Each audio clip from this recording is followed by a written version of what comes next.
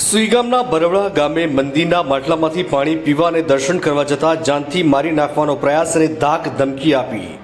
બનાસકાંઠા જિલ્લાના સુઈગામ તાલુકાના બરવડા ગામના હમીર ભારતી બાવાના જાહેર મંદિરમાં અનુસૂચિત જાતિના ગોહિલ વધુભાઈ દુદાભાઈ પાણીની તરસ લાગતા ચક્કર આવતા હોય નજીકના મંદિરમાં પાણી પીવા ગયા તો ત્યાં બેઠેલ સવર્ણ જ્ઞાતિના ઈસમોએ જાતિ સૂચક મા બહેન સામે ગાળો કાઢી ડેઢા તું અહીં મંદિરમાં દર્શન કરવા કે પાણી પીવા કેમ આવ્યો કહી દલિત સમાજના યુવાન ભાઈને લોખંડના હથિયારથી અને ધોકાથી જાનથી મારી નાખવાનો પ્રયાસ કરેલ.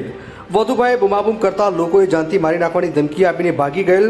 વધુભાઈને 108 મારફતે એમના પરિવારે સુઈગામ રેફરલ હોસ્પિટલમાં સારવાર અર્થે લઈ ગયેલ અને ત્યાંથી વધુ સારવાર અર્થે પગમાં ફ્રેક્ચર થતાં તેમને બનાસ હોસ્પિટલ થરાદમાં લઈ ગઈ અને હાલ ત્યાં બનાસ હોસ્પિટલ થરાદ ખાતે ખસેડવામાં આવ્યો હતો. જો કે આ મામલે સુઈગામ પોલીસે તપાસ હાથ ધરી. Bureau chief Hargovan Chauhan, Banaskantha.